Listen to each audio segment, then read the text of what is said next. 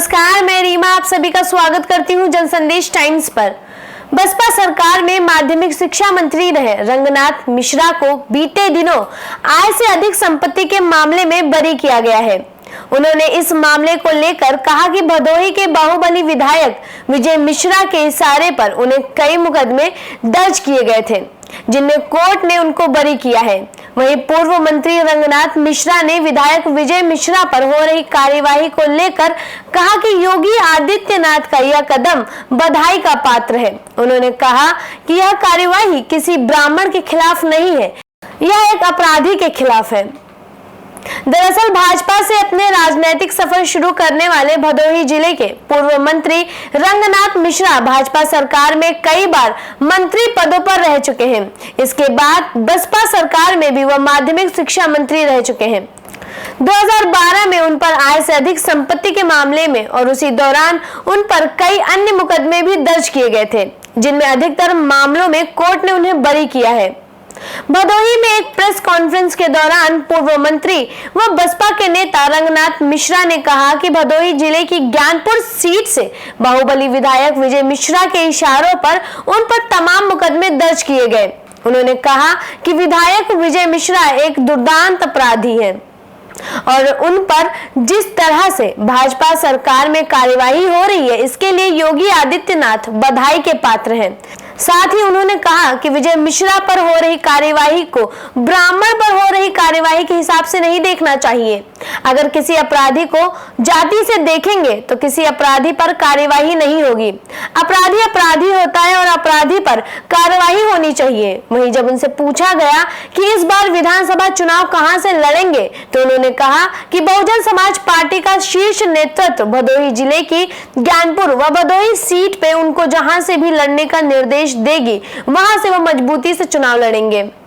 स्पष्ट है कि जिस प्रकार से बदले की भावना से कार्रवाई की गई, माफिया और पुलिस मिल करके जिस प्रकार से उत्पीड़न किया, 2.5 वर्ष तक मुझे जेल में रखा, मेरे परिवार का उत्पीड़न किया गया, उन सब मामले में मैं बाइज्जत बरी हुआ। जितने भी मुकदमे इन्होंने हमारे खिलाफ दाखिल किए 2012 से 17 के बीच में, कितने केस थे? उसमें एक लैंडफेड से संबंधित था, दूसरा आय से अधिक संपत्ति का था, तीसरा गांव समाज की जमीन से संबंधित था और 3 जो है वो मुकदमे कायम कर दिए गए उस समय मेरे खिलाफ आचार संहिता के। इन सब में हम बरी हो गए। जो है कोई ऐसा केस नहीं है।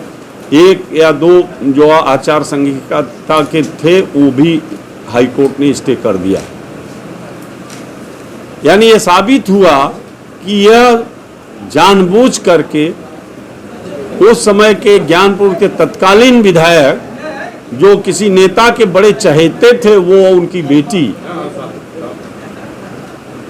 उन लोगों ने ऐसा उत्पीड़न कार्रवाई मेरे खिलाफ कराया। हालांकि ये बात अलग है कि उस समय के भी मुख्यमंत्री देर से ही सही इस माफिया विधायक विजय मिश्रा को समझ गए और इन्हें पार्टी से निकाल दिया 2017 में। वो भी कार्रवाई कम है। विजय मिश्रा एक दुर्दांत अपराधी है। 70 मुकदमे हैं